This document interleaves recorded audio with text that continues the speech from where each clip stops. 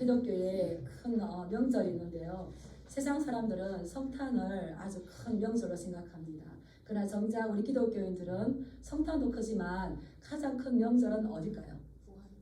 예, 부활입니다. 우리가 부활이 없다면 뭐 다른 종교와 똑같죠. 뭐 다른 우리 주위에 있는 종교들과 똑같지만 누구나가 태어나지만 누구나가 죽었지만 그러나 다 무덤이 있지만 우리 예수님은 무덤을 열고 사망 권세를 이기시고 살아나신 줄 믿습니다. 아멘. 네, 이렇게 그분이 살아나셨다는 걸 어떻게 알 수가 있을까요? 증인들이 있었겠죠. 증인이 없는 이야기를 우리가 믿을 수가 있겠습니까? 그런데 세상에서는 이런 증인들을 누구를 사용하냐면 아주 힘 있는 사람들의 말을 더 신뢰하고 그리고 능력 있는 사람들의 말을 더 신뢰합니다. 그런데 예수님은 다르죠. 이 땅의 사람들은 힘 있고 능력 있고 가진 것이 많은 사람들의 말이 안 맞다 할지라도 맞는 걸로 찾을 때가 얼마나 많습니까? 그래서 어떤 말이 있어요? 억울하면 출세해라.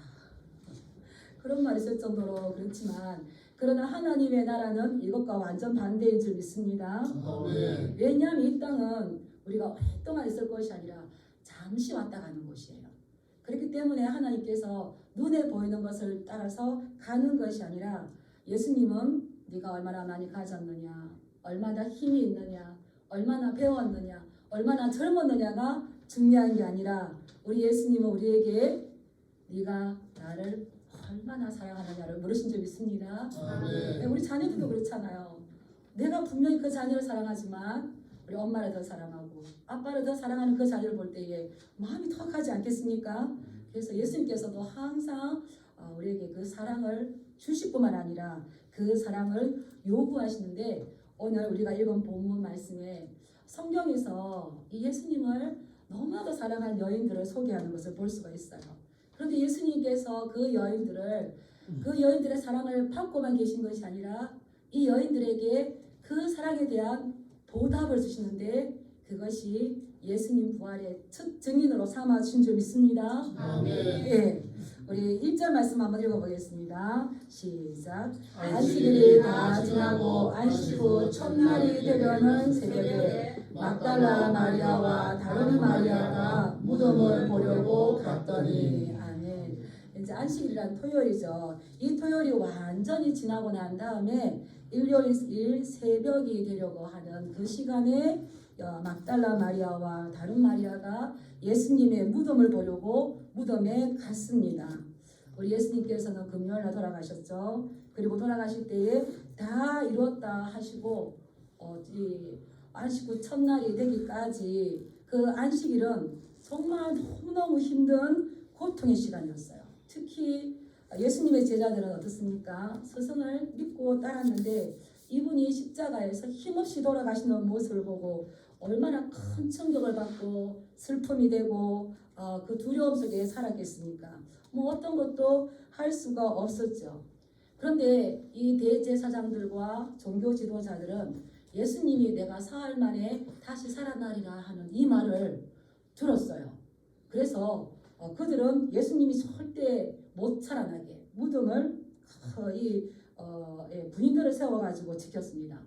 아무 일도 할 수 없는 그때에 이 두 여인은 안식 후 첫날 새벽이 첫날이 되려는 새벽에 그러니까 한 12시 넘고 한 새벽 3시 되어서 기다렸다가 이 무덤에 갔을 것 같아요.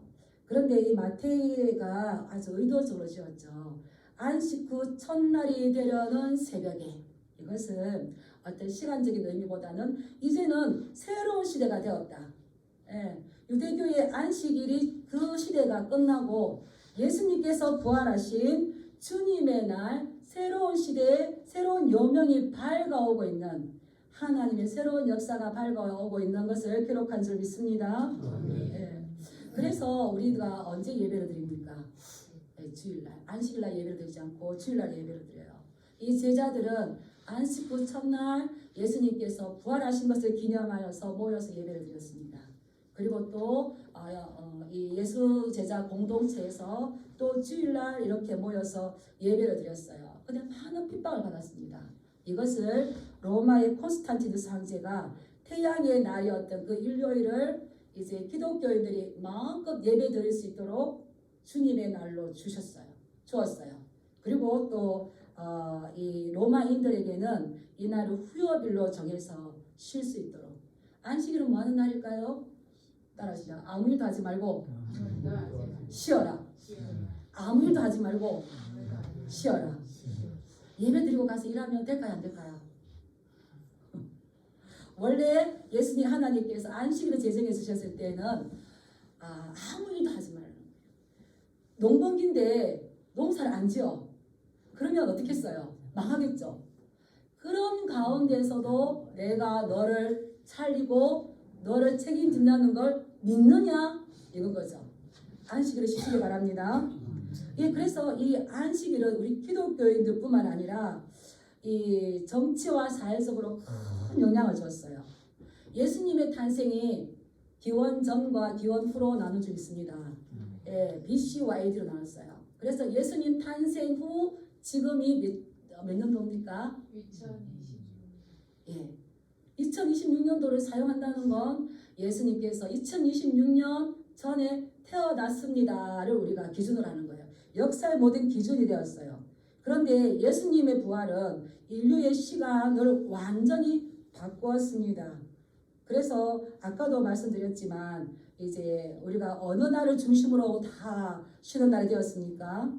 기독교뿐만 아니라 모든 아주 선진국들은 전부 이 일요일 주일을 쉬는 날로 정해서 이 한 주간의 리듬이 만들어져 버렸고요. 정말 이 콘스탄티누스 이 황제가 이 일요일 후염령을 내림으로 인해서 의도하지 않았겠지만 하나님께서 만드셨던 그 안식일을 다 안식할 수 있도록 제정하는 그러한 법이 만들어진 거죠. 그럴 때에 이제 말씀으로 돌아가겠습니다. 이 막달라 마리아와 다른 마리아가 예수님의 무덤에 갔는데 이 여인들은 정말 귀해요.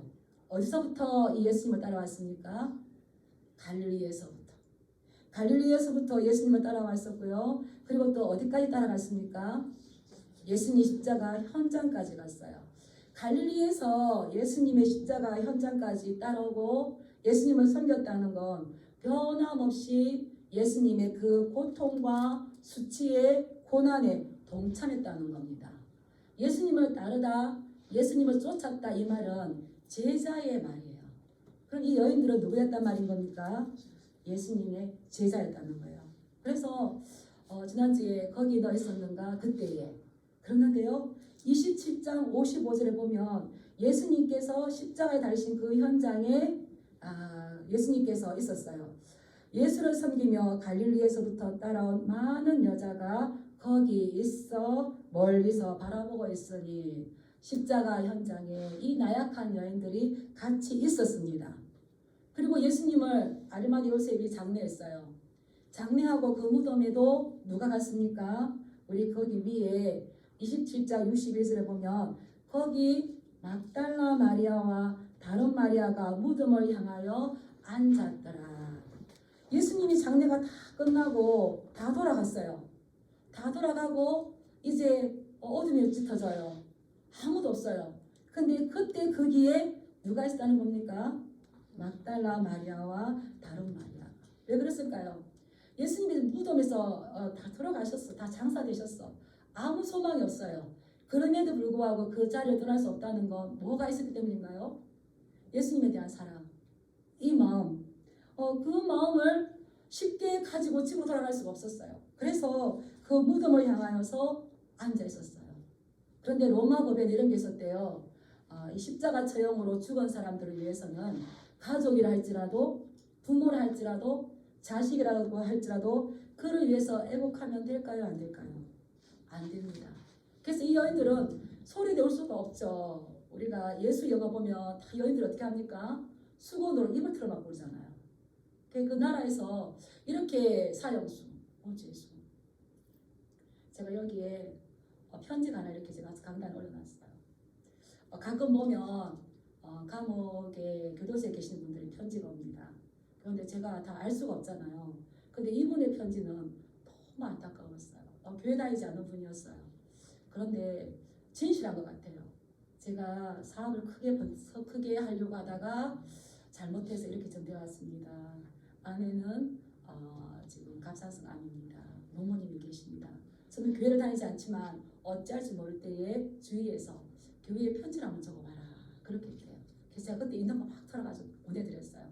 보내드리고 얼마나 답답할까. 우리가 그렇잖아요. 내가 의도하지 않았는데 좀 잘해보려고 하다가 이게 오해가 되어가지고 그랬을 때 그래서 하나님 정말 이분을 지켜주세요 하는 마음으로 이제 그 편지를 여기 이렇게 놓고 있어요. 그런데 그 내가 사랑하는 예수님 가족이 누군가가 이렇게 아프거나 또 이렇게 돌아가셨을 때에 막 누울 수 있으면 그것도 위로가 될 건데 울지조차 못해. 그렇다면 얼마나 그 가슴 찢어질까요? 이 막달라 마리아와 이 다른 마리아는 그러한 예수님 곁에 계속 머물렀어요. 근데 여기에 남자 제자들은 나올까요? 나오지 않을까요? 죄송하지만 나오지가 않다는 겁니다. 당시 예루살렘은 아주 살벌했었어요. 예수님께서 십자가에 체험되고 난 다음에 이제 종교 지도자들은 두목인 예수님을 죽였으니 그 다음 타겟은 누가 됐을까요? 예수님을 열심히 따라다니던 제자들이었습니다. 그래서 제자들은 어떻게 합니까? 예수님을 죽인 그들이 우리도 잡으러 올까봐 두려워서 문을 잠그고 숨어 있습니다. 그런데 이 여인들은 어떻습니까? 자기들의 어떤 신변의 안정보다 그런 위협보다 예수님에 대한 사랑이 너무 컸다는 겁니다. 그래서 이 여인들은 나중에 어떻게 됐냐면 예수님의 십자가 현장에도 있었었고 장례 십장에도 있었기 때문에 예수님의 죽음의 현장에 대해서 생생한 십자가의 증언이 되었습니다. 우리가 요한복음을 보고 감탄하잖아요. 왜 그럴까요? 그 십자가 밑에 누가 있습니까? 다른 제자들은 다 도망갔지만 요한이 있었기 때문에 그 요한이 기록한 걸 보면 더 우리가 감동하지 않습니까? 끝까지 예수님과 함께 하시길 축복합니다. 예, 변함없이 주님을 사랑하시길 축복합니다. 그래서 제가 이 여인들의 이러한 삶을 보다가 한 여인이 생각났어요. 누가 생각났을까요? 사사기 시대에 룻이 생각났습니다. 룻이 어머니가 시어머니가 나는 이제 아무 소망이 없다. 너 고향으로 돌아가서 새 출발해라 라고 말을 할 때에 이 룻이 시어머니에게 뭐라고 말합니까? 내게 어머니를 따르지 말고 돌아가라고 강건하지 마옵소서. 어머니께서 가시는 곳에 나도 가고 어머니께서 머무시는 곳에서 나도 머물겠나이다. 어머니의 하나님이 나의 하나님이 되고 어머니께서 죽으시는 곳에서 나도 죽어 거기 묻힐 것이라. 만일 내가 죽는 일 외에 어머니를 떠나면 여호와께서 내게 벌을 내리시고 더 내리시기를 원하나이다. 이 사사시대에 아무도 하나님의 명령보다 자기 소견에 옳은 걸 따를 때에 이 룻과 베들레헴 공동체는 하나님의 말씀을 그대로 따랐어요. 그래서 우리 성도들 한번 따라해 보실 겁니다. 왜냐하면 내게 어머니를 따르지 말고 돌아가라고 강건하지 마옵소서. 여기에다가 어머니 대신 예수님을 넣어서 제가 한번 또 선창할 테니까 따라하시기 바랍니다. 예수님께서 가시는 곳에 나도 가고 예수님께서 가시는 곳에 나도 가고 예수님께서 머무시는 곳에서 나도 머물겠나이다. 예수님의 하나님이 나의 하나님이 되고 예수님께서 죽으시는 곳에서 나도 죽어 거기 묻힐 것이라. 이 룻의 고백이 하나님께 너무너무 기뻐하시고 룻의 이방 여인 아무 소망 없던 그 여인을 어느 지경까지 올렸는지 우리가 성경을 되게 너무 잘 알잖아요. 근데 우리 또한 예수님께서 가시는 곳에 나도 가고 예수님께서 머무시는 곳에 나도 머물 뿐만 아니라 예수님께서 죽으시는 곳에 나도 차라리 거기에서 같이 죽기를 원합니다. 나의 구주 나의 예수님. 이렇게 했을 때에 예수님께서 그를 얼마나 기억하실까요? 신명기 6장 5절에 이 말씀이 있습니다. 너는 마음을 다하고 뜻을 다하고 힘을 다하여 내 하나님 여호와를 사랑하라. 우리는 가끔 구약의 말씀은 구약으로 끝나는 줄 압니다. 그러나 구약을 완성하신 예수님께서 이 모든 구약의 말씀을 주셨지만 우리에게도 그 말씀을 주시는 거죠. 이 여인들은 어떤 여인이었을까요? 마음을 다하고 뜻을 다하고 힘을 다하여 주 너 하나님 여호와를 사랑한 여인들이었습니다. 그들에게 예수님께서 복을 주시는 건 당연하죠. 제가 우리 성도님들께 질문하겠습니다. 나에게 너무 좋은 게 있어요.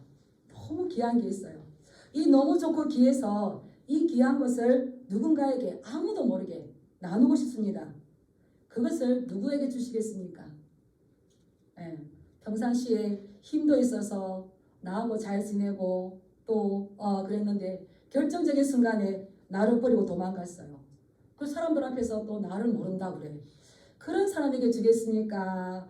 내가 위험에 있고 내가 손해를 봤지만 그것을 끝까지 감수하면서 함께 나를 믿어주고 내 옆에서 내 자리를 지켜주고 나의 편이 되어주는 나를 믿어주는 사람에게 이 귀한 선물을 주겠습니까? 우리는 보통 하나님의 사랑이 많으신 분이기 때문에 물론 다 사랑하죠. 근데 특별한 거, 비밀한 거는 하나님 편의 선자들에게 주신 줄 믿습니다. 저는 의도하지 않았던 건데 이 말씀을 준비하다가 이거를 깨닫게 되었어요. 어떻게 막달라 마리아와 여인들이 제자들도 아닌데 이 엄청난 부활의 그 첫 정언자가 되었을까? 이제 미국에서는 이런 일들이 많았잖아요. 왜냐하면 어떤 회장이었는데 그 유산을 자녀들에게 주기보다 누구에게 줍니까? 나에게 아주 믿어줬던 사람, 잘해주었던 이웃에게 이 유산을 딱 줘요. 우리나라도 이제 앞으로 그런 일이 있을 거라 생각이 돼요. 어떻습니까? 세상 사람들이란데 우리 예수님께서 끝까지 예수님을 믿어주시고 그들에게 손해가 있었고 위험이 있음에도 불구하고 십자가의 자리와 보통 자리가 아니잖아요. 그 장례식 그 자리를 지키고 변함없이 예수님을 따라갔을 때에. 근데 이것은 예수님께서 이미 산상수훈에서 말씀하셨어요. 마태복음 7장 12절 말씀에 보면 그러므로 무엇이든지 남에게 대접을 받고자 하는 대로 너희도 남을 대접하라. 이것이 율법이요 선지자니라.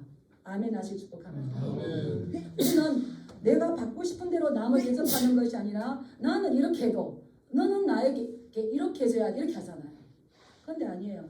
예수님께서 너희가 무엇이든지 남에게 대접을 받고자 하는 대로 너희도 남을 대접하는데 남에게 그런 대접 받고 싶지 않으면 너도 그렇게 하지 말라는 엄정한 말씀이죠. 이것이 율법이고 이것이 선지자이고 사람들이 이것이 아주 귀한 황금률이다라고 말씀하지 않습니까? 그래서 이 여인들을 예수님을 그렇게 극진하게 따르고 대접했다는 거예요.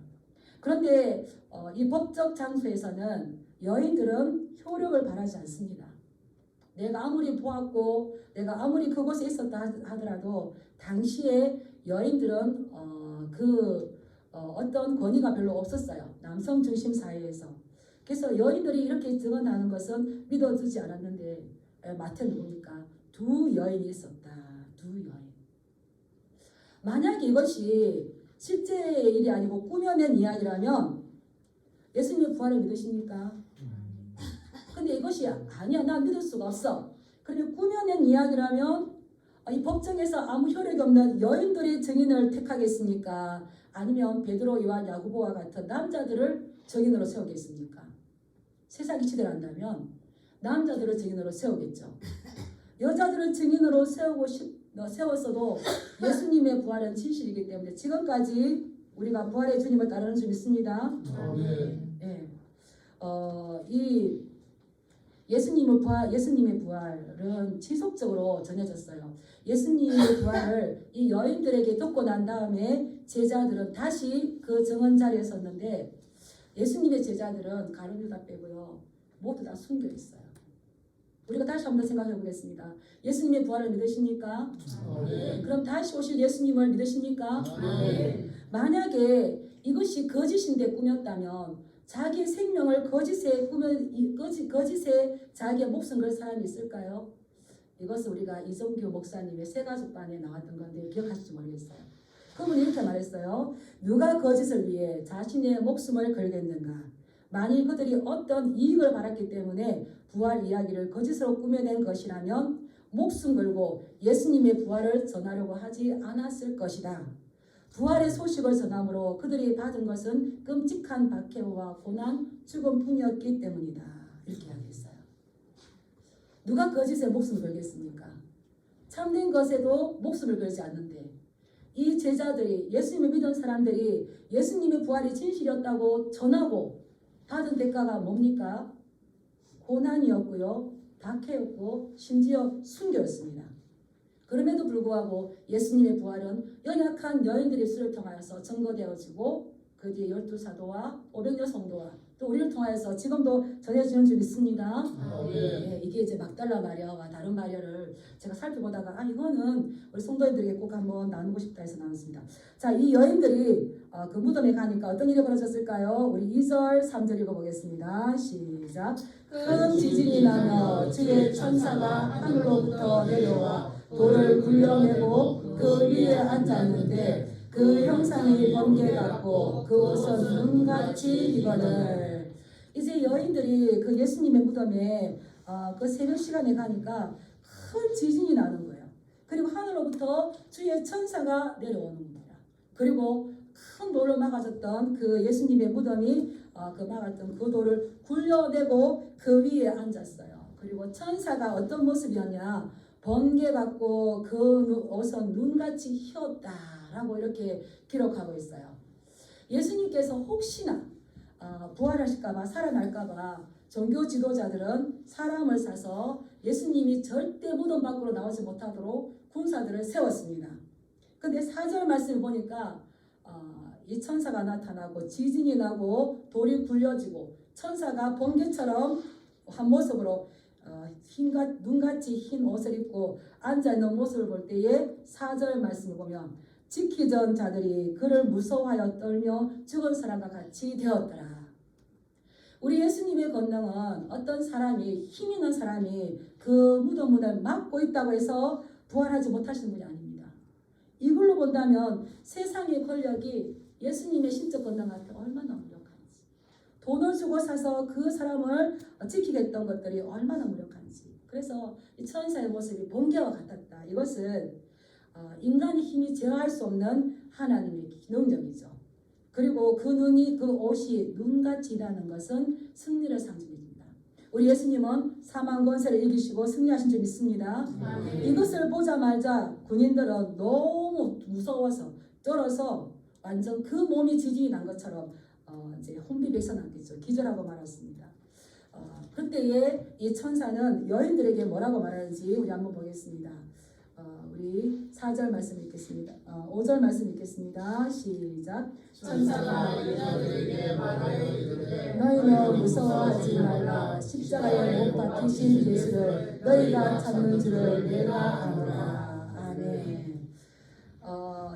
이 천사가 여자들에게 이 지금 너무 재밌지 않습니까? 군사들은 지금 뒤로 까무러쳐서 기절하게 됐는데 천사는 그게 전혀 상관이 없어요. 그리고는 여인들을 위로합니다. 너희는 무서워하지 말라. 십자가에 못 박히신 예수를 너희가 찾는 줄을 내가 아노라. 이 천사는 여인들이 어떻게 이 밤길을 왔는지 아는 거죠. 그래서 뭐라고 합니까? 따라합니다. 무서워하지 말라. 두려워하지 말라.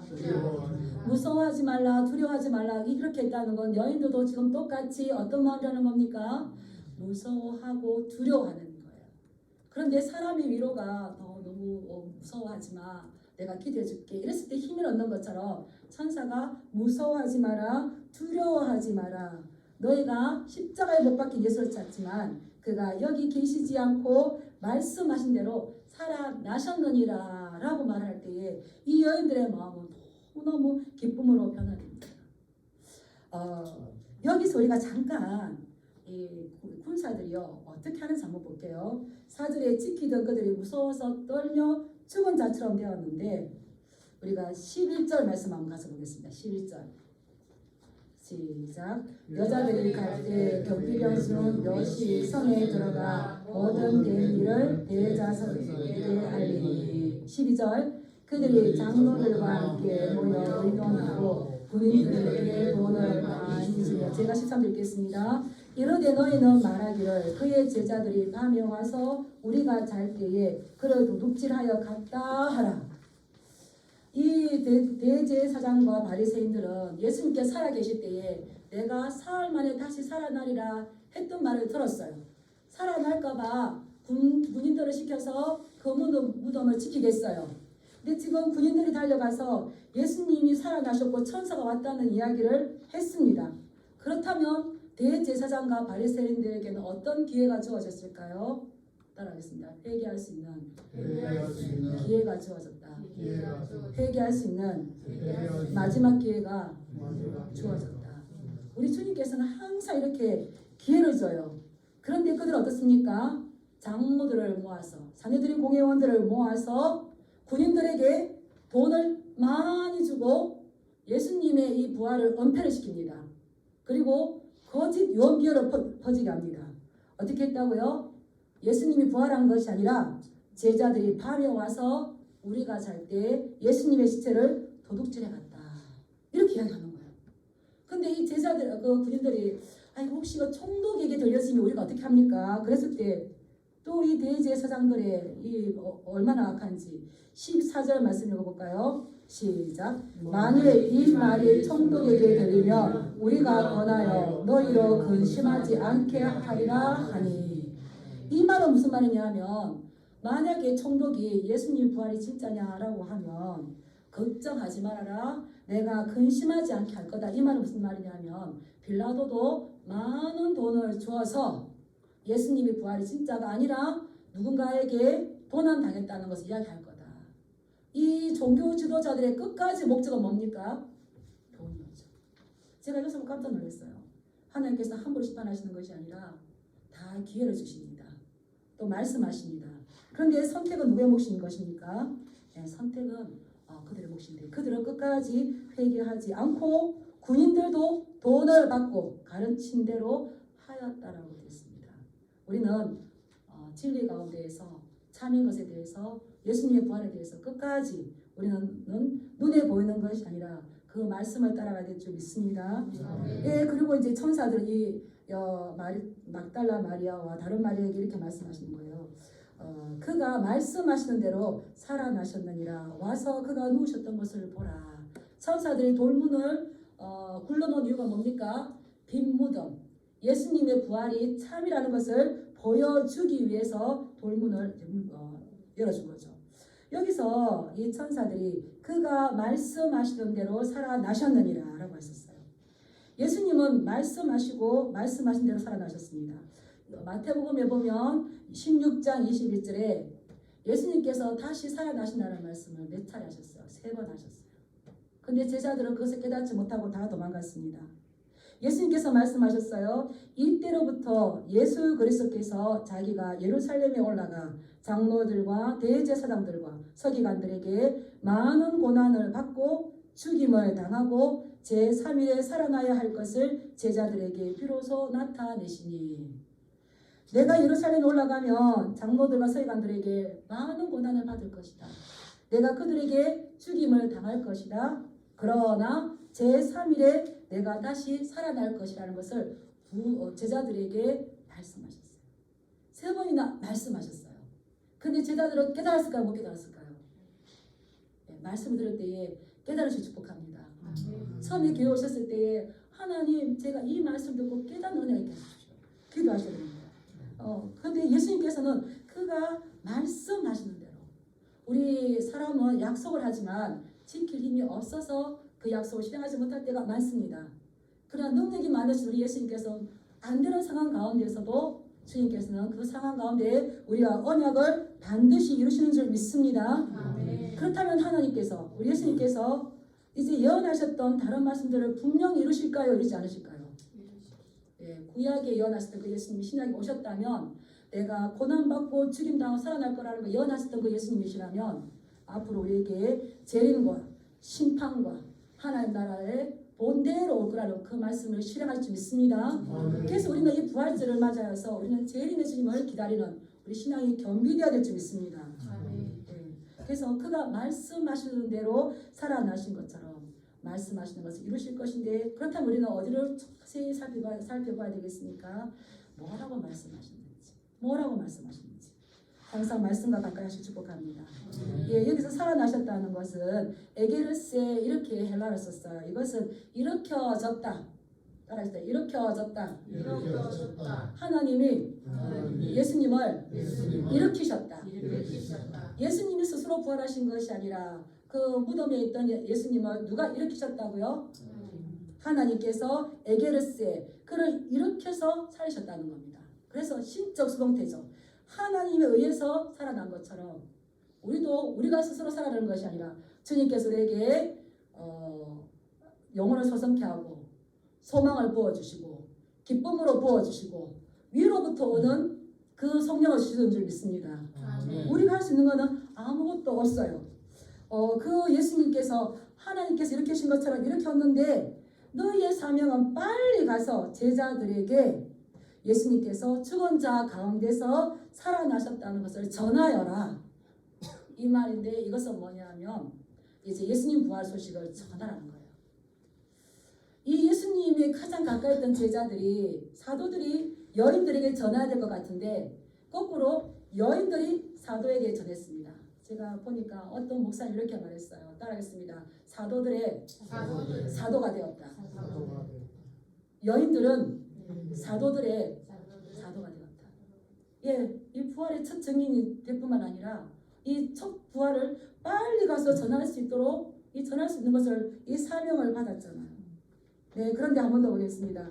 8절 우리 같이 읽겠습니다. 8절 9절 읽겠습니다. 시작. 그 여자들이 무서움과 큰 기쁨으로 빨리 무덤을 떠나 제자들에게 알리려고 다름질할세 예수께서 그들을 만나 이르시되 평안하냐 하시거늘 여자들이 나아가 그 발을 붙잡고 경배하니 여자들은 무섭기도 하는데 이 예수님께서 다시 살아나셨다는 것을 너무 기뻐가지고 무서움과 기쁨이 교차하는 그 마음을 가지고 빨리 달려서 제자들에게 가려고 하는 그 길에서 누구를 만난 겁니까? 따라서 부활하신 예수님을 만났다.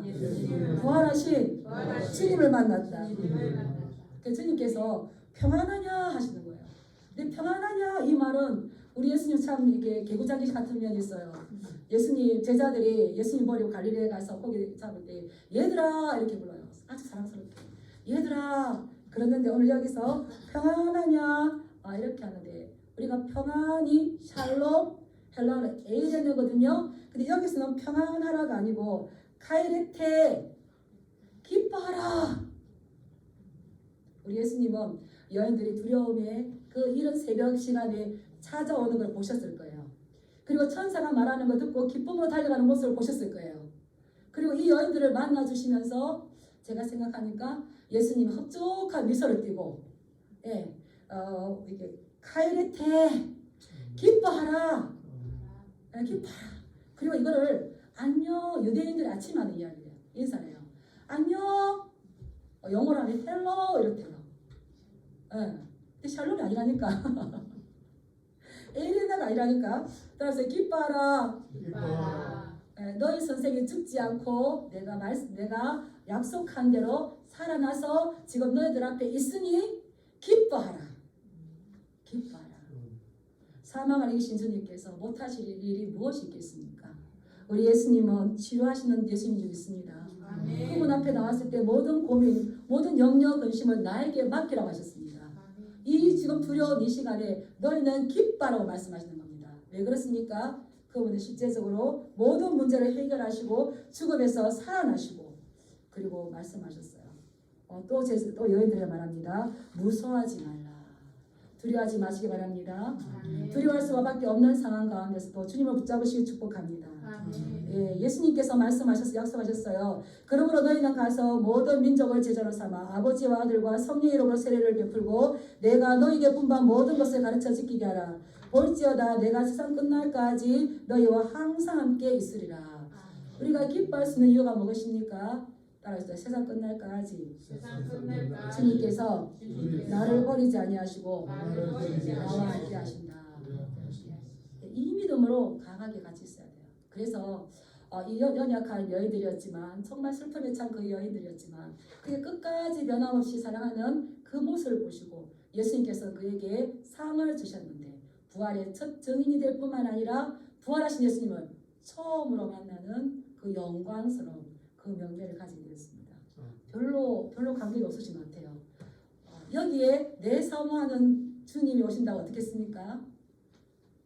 네, 이런 거 상상하시고 우리가 너무나 세상의 것들로 기뻐하던 것들이 이제는 하나님의 임재와 주님과 함께 동행함과 그분과 함께 하나님의 나라를 바라보며 이것을 전하는 아름다운 사명자로 다시 태어나시길 주님의 이름으로 축복합니다. 아멘. 네, 기도하겠습니다. 우리는 살면서 두려워할 수 있는 것, 무서워할 수 있는 일들이